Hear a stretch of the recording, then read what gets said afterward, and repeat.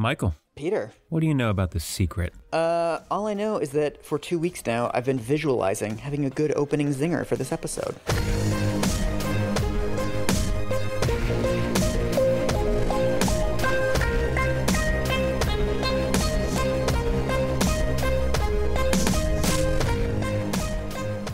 All right, I am going to set the vibes by sending you a YouTube video. Ooh. And I want you to just watch the first 50 seconds of it. Okay. And this is a pure vibe setter. A year ago, my life had collapsed around me. I'd worked myself into exhaustion. My father died suddenly, and my relationships were in turmoil. Little did I know at the time, out of my greatest despair was to come the greatest gift. I'd been given a glimpse of a great secret. You know, this secret gives you everything you want. What kind of a house do you want to live in? Do you want to be a millionaire? What kind of a business do you want to have? Do you want more success? What do you really want? This is like, I guess, presumably the Australian woman who's talking. This is a woman who's like walking through the desert and she's like on a quest. And then she goes up into the attic of her house or something, some sort of like haunted castle. And then she opens a box, like a secret treasure box. And there's a book, like a tome inside with a note that says, "Mama, this will help." Mm-hmm. And then she opens what is fundamentally just like a fairly generic self-help book. That's right.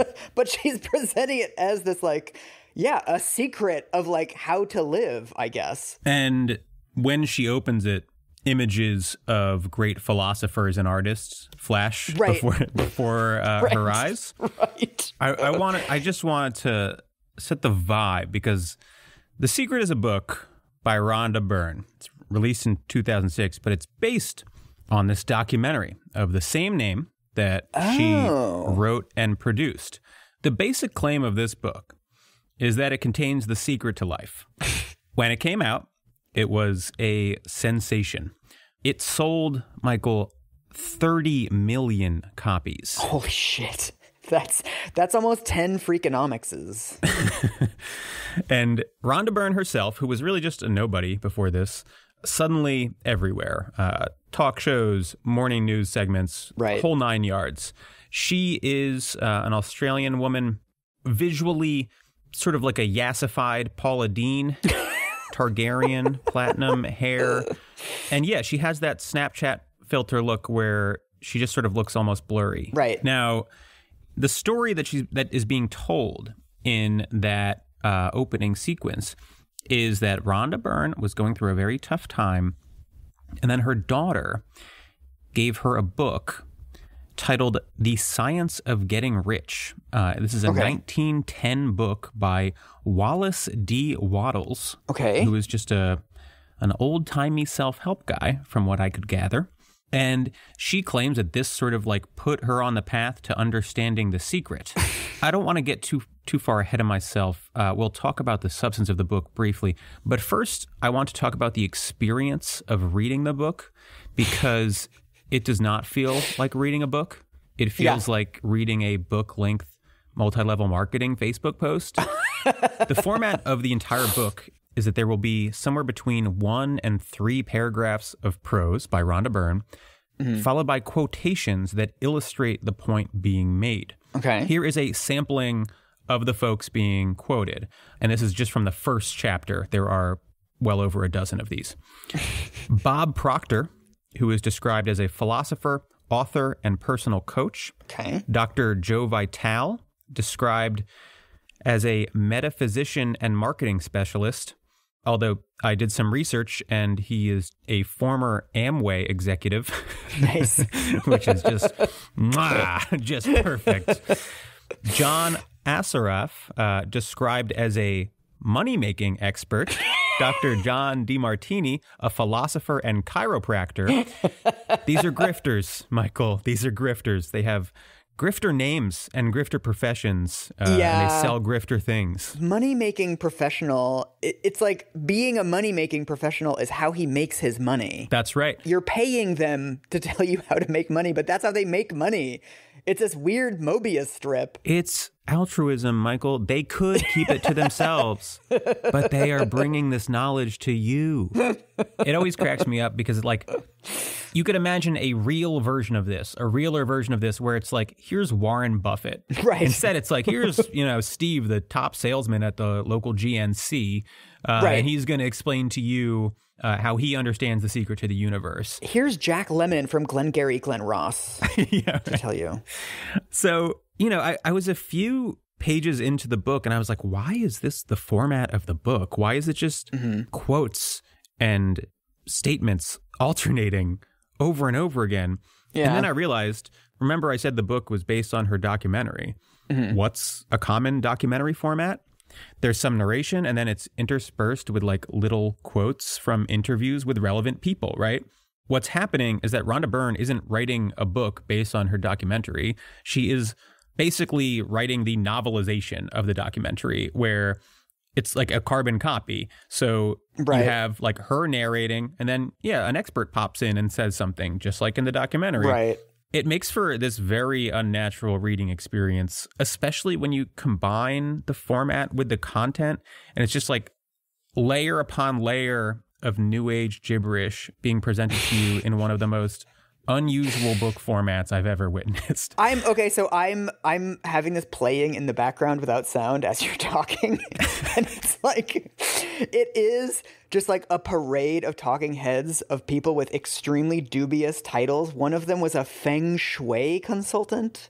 There's all this language on the screen, these title cards about how like the secret was suppressed for so long. And it doesn't sound like it was. It sounds like it was like a book that was published.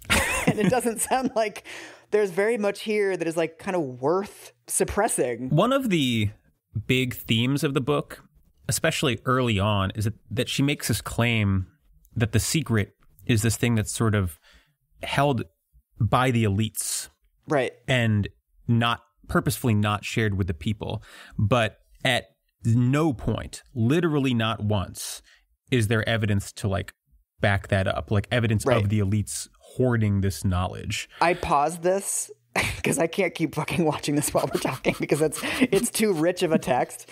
And when I paused it, the title card is a quote that says, "The secret is the answer to all that has been, all that is, and all that ever will be, Ralph Waldo Emerson."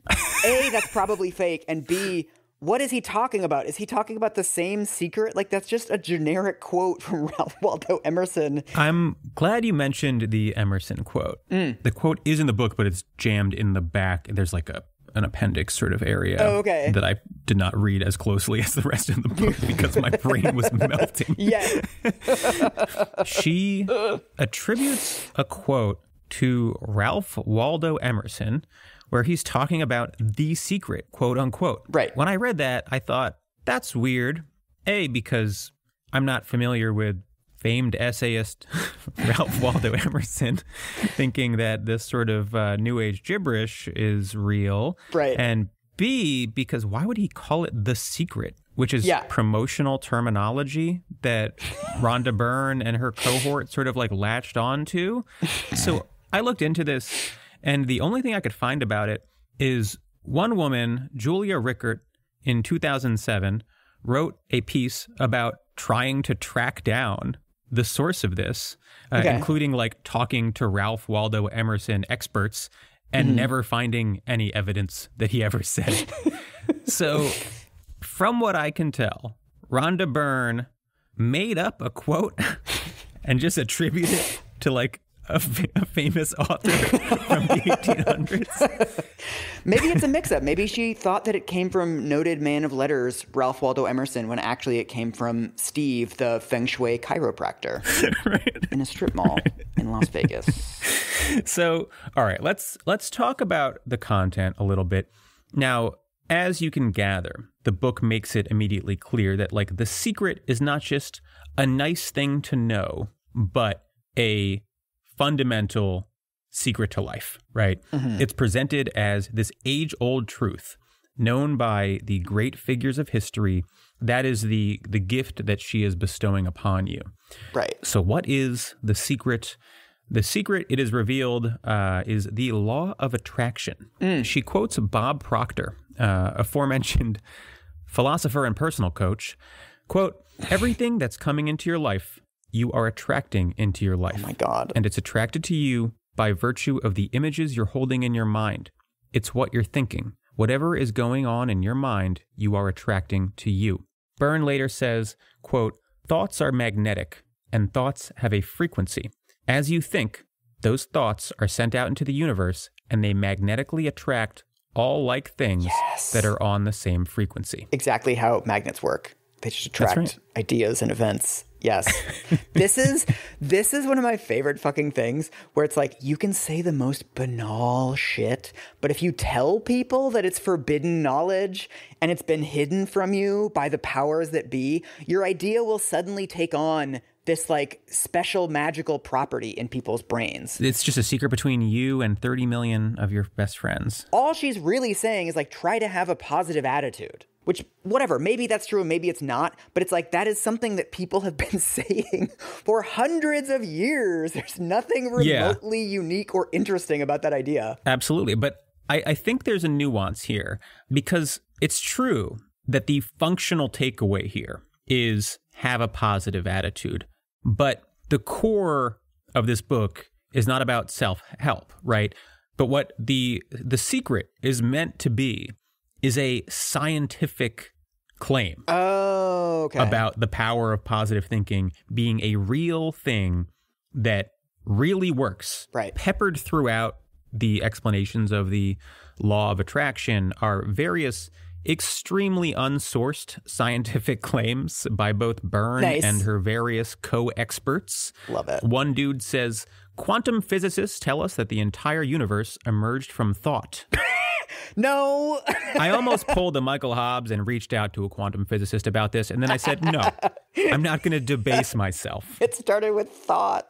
Yeah. By the way, not the only time quantum physics is brought up. At one point, love it. The book is addressing the question of how long it takes to manifest what you want once you put it out into the universe, right? Because that's sort of one of the obvious questions that flows from like, well, if I can just attract things into my life with my thoughts, how long does it take, right? Does it come next year or whatever? Right. And Byrne says that Einstein told us that time is an illusion and that everything is happening simultaneously, and therefore it takes no time for the universe to manifest what you want. The only obstacle is you truly believing it. Not what Einstein said, but okay. Yeah, not really what Einstein said. Also, does not make any practical sense.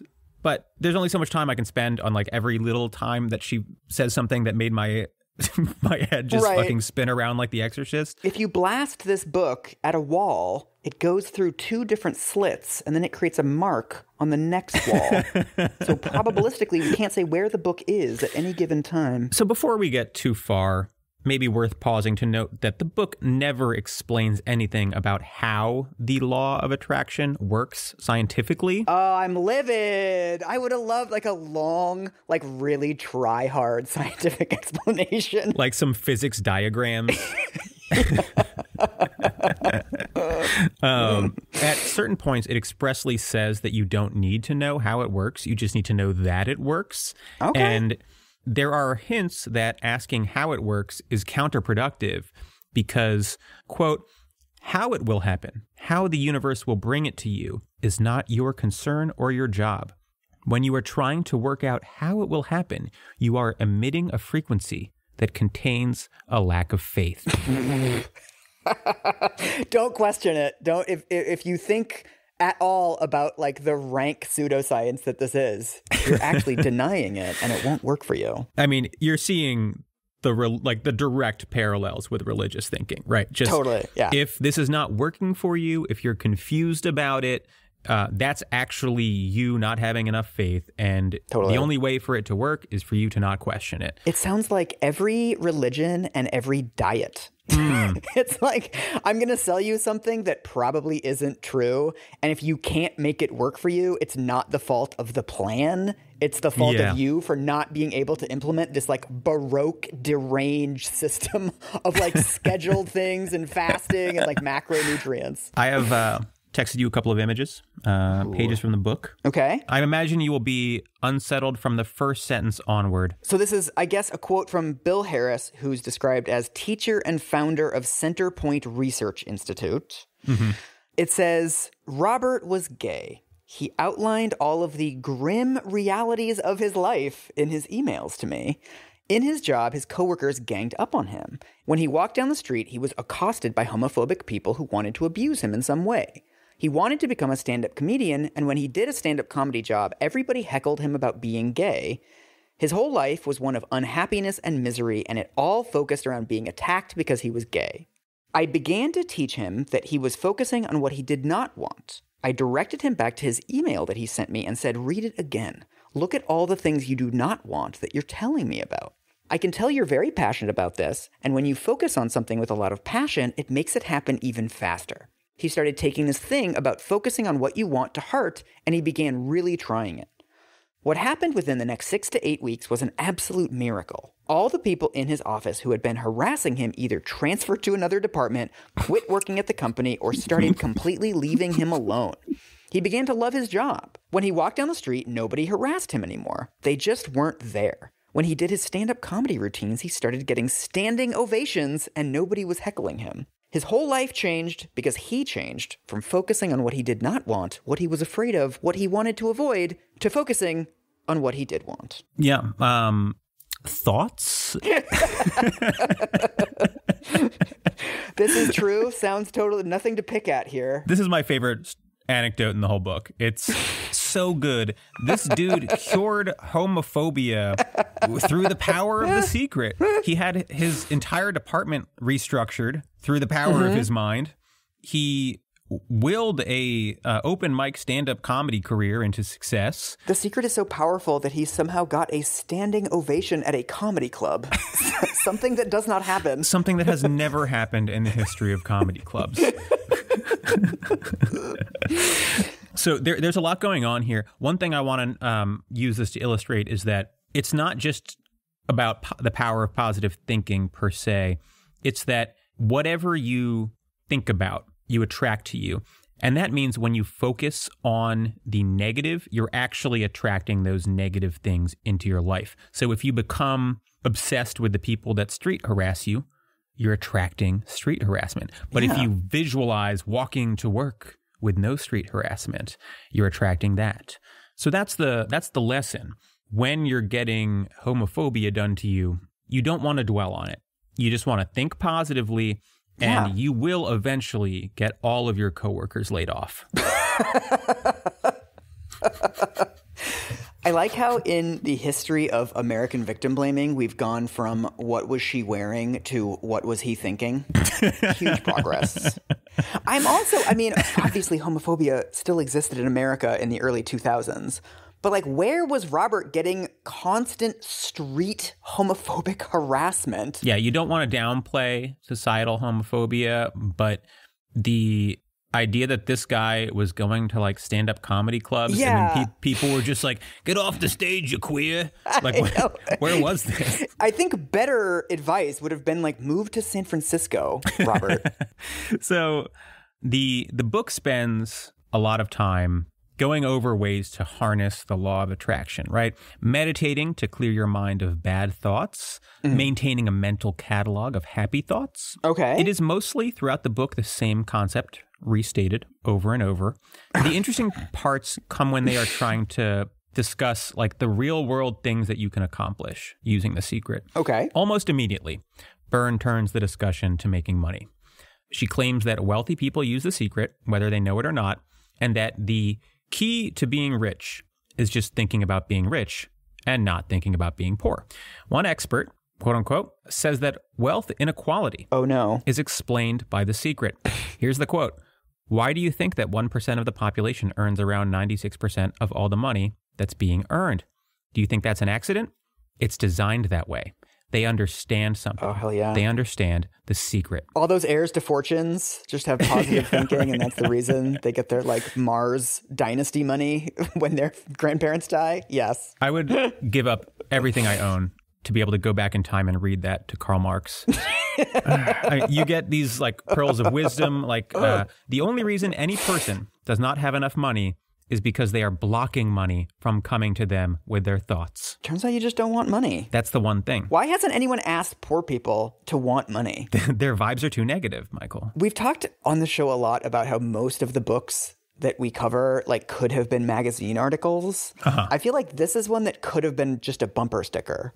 Like I don't understand how you can pad this concept out to like 200 pages. I mean, it could be a tweet that just says, get your vibes right. Yeah.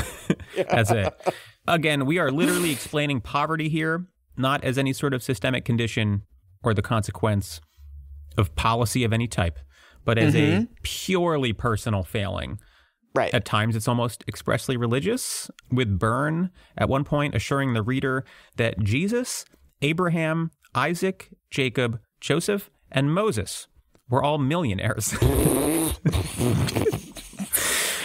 She quotes some other grifter's book about this that was called like Millionaires of the Bible or something like that. Jesus famously loved inherited wealth. Millionaire Jesus. I'm coming around to the view that she's actually correct, because if this is a secret that like all of the world's elites know, and then the secret is that like poor people are poor because they're lazy and they don't want to be rich, that is actually what most rich people believe about poor people. Right. This is just power flattering bullshit that she's like repackaging for people who don't have that much power. The funny part about her claiming that like Jesus is a millionaire is because like you can't ever claim that Jesus's vibes were wrong. Right. When you're putting out a self-help book. And if his vibes were right, he had to be rich because that's how the secret works. Right. You're not editing the ideology. You're editing his biography to make it fit the ideology. Yes. Right. Now, the first sort of case study that Byrne does is called The Secret and Your Body. Oh, no. As you might imagine, it's about using the secret to lose weight. Now, as soon as I saw this, I got admittedly very excited thinking about how mad you were going to get. I am sending you another portion of this book. Okay. I want you to read it. Oh no. Even though you've covered almost every type of pseudoscience related to weight, this might still be new to you. So I'm excited. The first thing to know is that if you focus on losing weight, you will attract back having to lose more weight. So get having to lose weight out of your mind. It's the very reason why diets don't work. Because you're focused on losing weight, you must attract back continually having to lose weight. What? Okay. The second thing to know is that the condition of being overweight was created through your thought to it. To put it into the most basic terms, if someone is overweight, it came from thinking fat thoughts, whether that person was aware of it or not. Jesus Christ. A person cannot think thin thoughts and be fat. It completely defies the laws of attraction. Whether people have been told they have a slow thyroid, a slow metabolism, or their body size is hereditary, these are all disguises for thinking fat thoughts.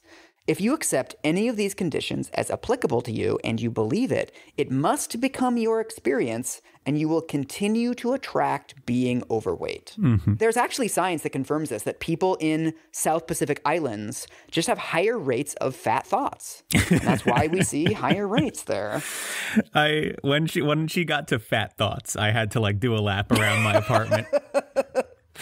You resisted texting me about it beforehand, which is nice. I was like, oh my God, this is so on point for Michael. I love the circular logic of this. She says, a person cannot think thin thoughts and be fat. It defies the laws of attraction. Mm-hmm. It's like, well, if it doesn't all come back to thin thoughts, then the law of attraction isn't even true. And we know it's true, therefore. We know it's true.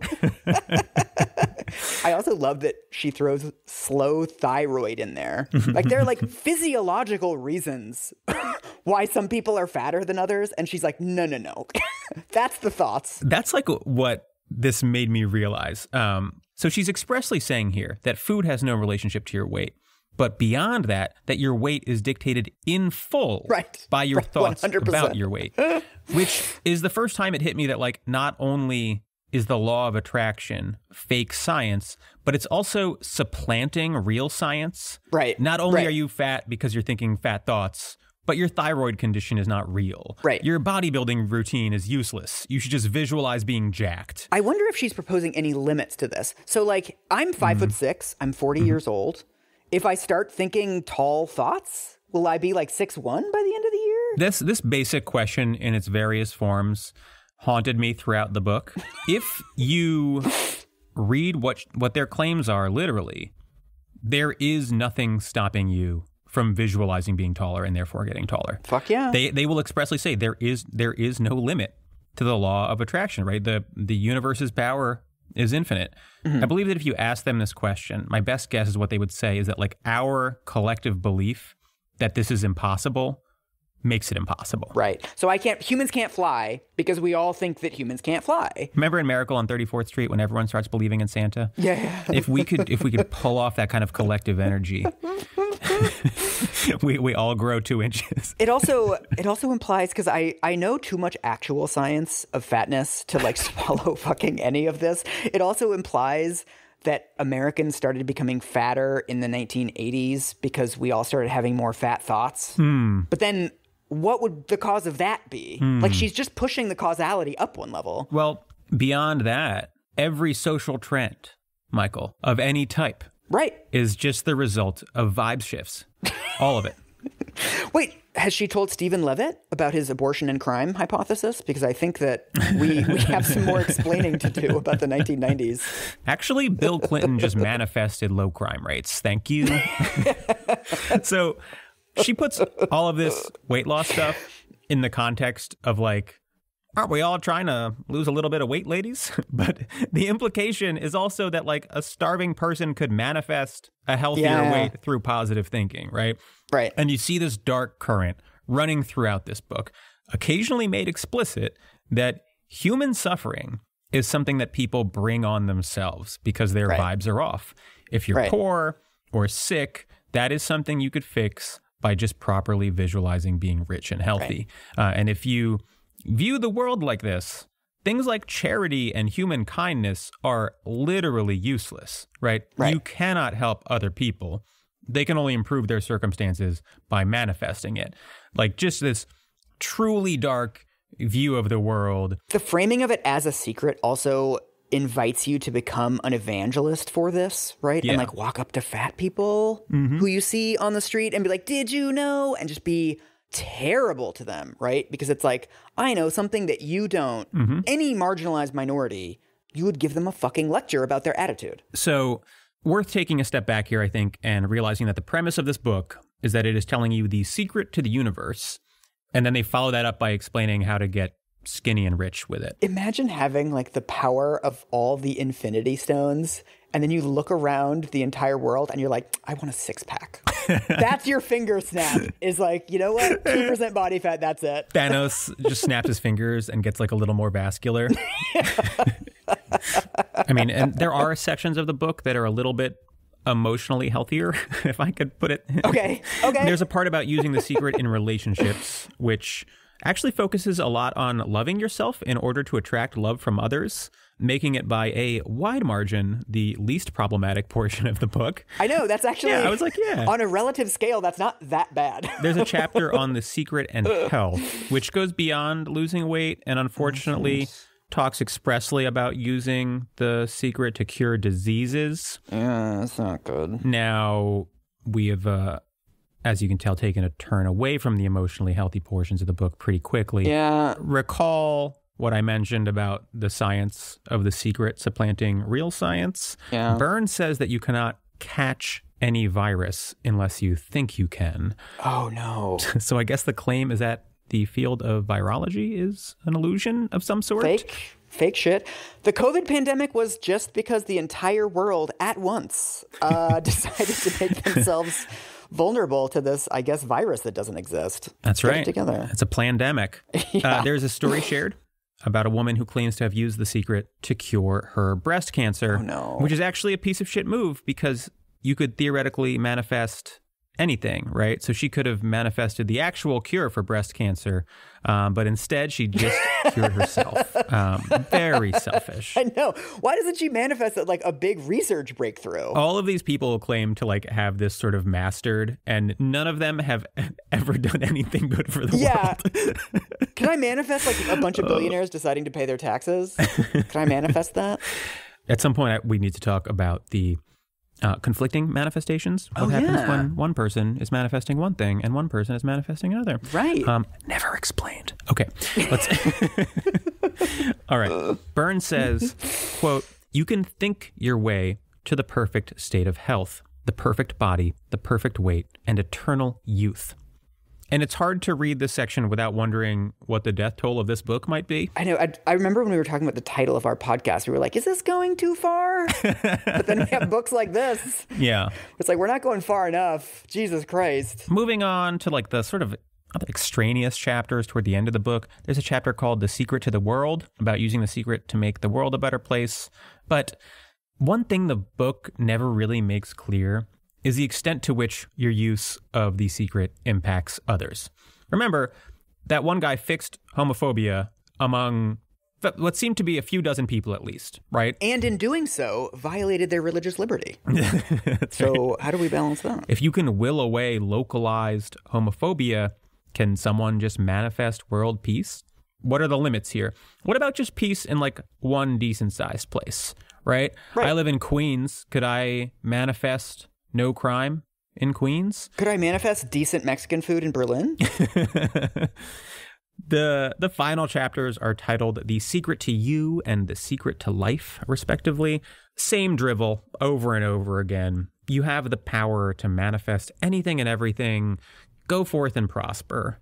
And that's sort of it. That's how the book wraps. Oh, yeah. There is a sort of semi-appendix that just gives like sort of mini biographies of all of the contributors. Oh, the filler in these fucking books. Right. Once you hit the actual end of the book, you're at like 160 pages. And so you could tell that some publisher was like, I'm going to need 40 more. Yeah, we got to hit the marks, man.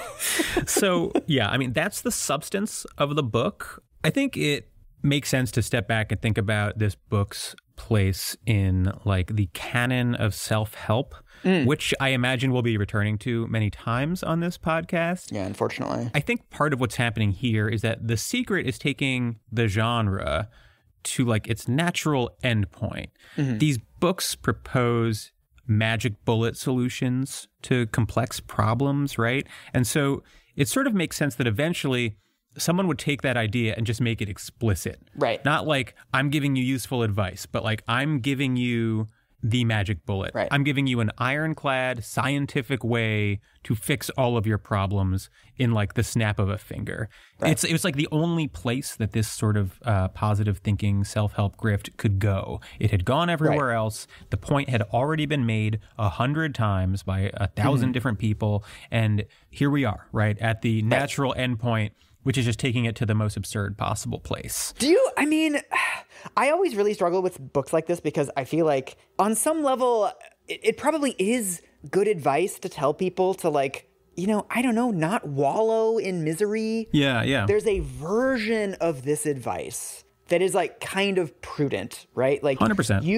You are dealing with a job loss. I am going through a breakup. I have a tendency to like wallow in sadness and anxiety. And I have had people tell me like, maybe try to think about something you enjoy or like maybe try to do something you love right now. Yeah. The responsible version of that advice is like, this will help a little bit, right? It's like taking a Tylenol or something. Like, is it going to make your back pain go away? No, but it's going to like lessen it a little bit. It'll help. Yeah. So the problem here isn't necessarily that these books are telling people to think positively. It's that they're telling them to think positively in every situation. Yeah. And that the inability to think positively is something that explains societal phenomena around you, which it really doesn't. Right. If you want to explain cancer rates, you should look at like, I don't know, environmental toxins. Yes, but what's upstream of environmental toxins? It's people manifesting environmental toxins. You have to go deeper, Michael. It's always manifestation.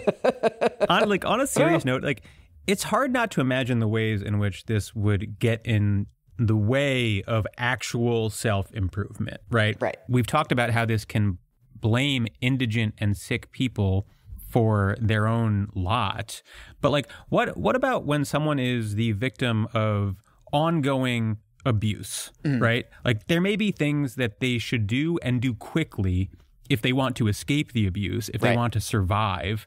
But what The Secret is telling you is that it's all of that is just an illusion, right? All of that is just an output of your own thoughts. And therefore, what you really need to do is visualize yourself in a better situation, which is not just victim blaming, although it is, but it impedes actual solutions, actual actions the victim might take to make themselves safer. Right. I don't think it's difficult to conceptualize of circumstances where this advice is just like flat out dangerous. What's so bleak to me about it is not the content of the book, but the fact that it was so popular and like Oprah famously gave it a ton of credibility. I feel like so much of it comes back to, this is such my like old man thought, but like historical literacy. I mean, this is one of the oldest ideas of humanity, right? Is that it's all attitude. You need to think positively to get ahead. There's no societal structures that affect you in any way, blah, blah, blah. Yep. One thing I've learned from doing the show with Aubrey is that like there's medicine shows that were peddling the same bullshit in like the late 1800s. Yeah. It's really weird to me that at no point was there like a producer at the Oprah show who was like, wait a minute, this has been proposed as like the key to humanity roughly 10,000 times before. Yep. And none of them have worked out. And, you know, I mean, look, when you have pseudoscientific bullshit rising to enormous levels of prominence, you know that Oprah's involved. She has to be. Yeah. Right? So the Oprah saga gets pretty dark pretty quickly. Yeah. Oprah has Byrne on her show in like 2007 and gives her like a full-throated endorsement saying that she should be, that viewers should be teaching the concept to their kids. Oh. A few months after Byrne is featured on the show, a woman named Kim Tinkham wrote to Oprah saying that after hearing about The Secret on the show, she decided to forego chemotherapy for her breast cancer and instead rely on the power of positive thinking. Oprah flies her out to be on the show and to tell her, hey, don't ignore modern science, which is sort of bizarre because the woman was not misreading the book. The book expressly says that The Secret can and has cured breast cancer, and very heavily implies that medical treatment itself is functionally a placebo. So Oprah, I assume, has some sort of realization behind the scenes and has to dedicate a whole show to low-key being like, look, this doesn't actually work, guys. I mean, don't like do what this says. Yeah. One thing I think a lot about is in season 2 of the Dream podcast, which was all about the wellness industry, there's the story of this woman who went to a wellness retreat, and it was all about like they're building like a little shrine in the middle of a pond, and they have these like sort of counselors who are guiding them through it, and they're like, whatever you do, don't knock over the shrine. Whatever you do, it can't get wet, right? And as their group is building the shrine in the middle of this pond, someone's elbow or something like knocks it over, even though they've been given this exhortation a million times that it's like this sacred object.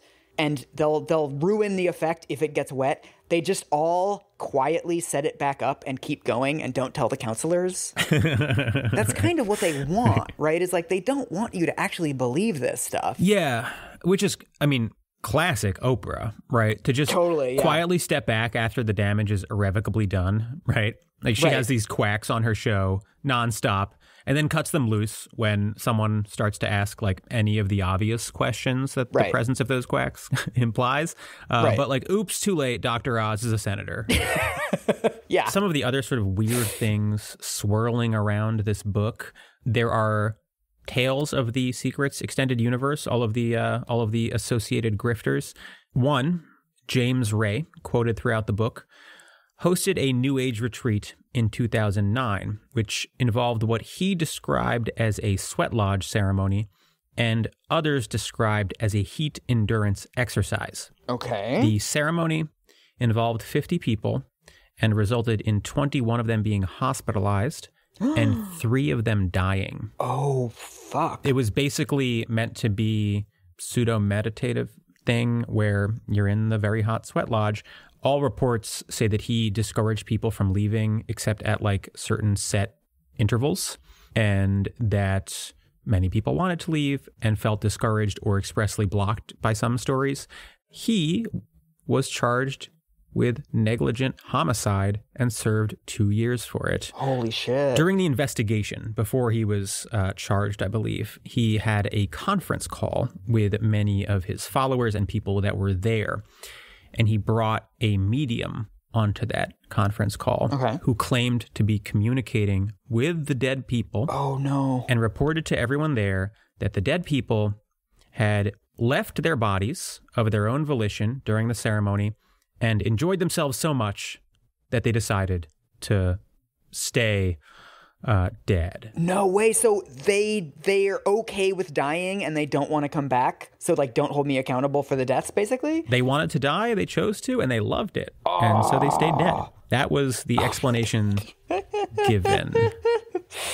Oh my, imagine if you could do this at like every murder trial. Like, I know I stabbed Susan to death, but I've talked to Susan. She's okay with it. Why am I in trouble for Susan thinking dead thoughts? Right. If she had manifested physically tougher skin, maybe the knife wouldn't have penetrated it. I don't know what to tell you, Judge. Weak skin thoughts. Disgusting. Anyway, yeah, that guy's back in the self-help game, of course, should go without saying. Obviously, and good. He's doing fine. Yeah. Good. Byrne herself would go on to publish a bunch of near-identical books. The Power was the immediate sequel. The Magic, Hero, How the Secret Changed My Life, which is just a bunch of testimonials. Her latest she published in 2020, and it's titled The Greatest Secret, which you might think based on the title was going to be a new secret, but based on some pretty light research, I'm confident is just the same secret again. So, yeah. I mean, I'll give her points for consistency. At least she's not like moving on to some like completely new grift. Yeah, I guess instead of manifesting world peace, she decided to manifest writing the same book over and over again for 15 years. To each her own, you know? Just like Beethoven, just like Ralph Waldo Emerson. They all knew it. Oh, man. I mean, it's hard to articulate how uncomfortable it felt to read this, like knowing how successful it was. Yeah, I know. God. I cannot imagine reading this book and feeling inspired. I can't imagine reading this book and feeling anything other than like a little bit upset. Yeah. It's like... These are like, the book is proposing the tenets of the fall of human civilization. Just like the complete disconnection of every person from every other person, the discarding of all knowledge heretofore acquired, all of it to be replaced by the unfiltered pursuit of our shallowest desires. Right. Like, this is the worst book in history, Michael. It's the worst. I'm picturing a debate between Rhonda Byrne and like a panel of experts, like a quantum physicist, a doctor, you know, et cetera. And they all make the case for why The Secret is pseudoscience. And they do that for hours. And then Rhonda Byrne steps up and is just like, well, aren't these a bunch of negative Nancys? Yeah. And the entire audience like erupts into applause. That's not a prediction. That's just you watching Oprah.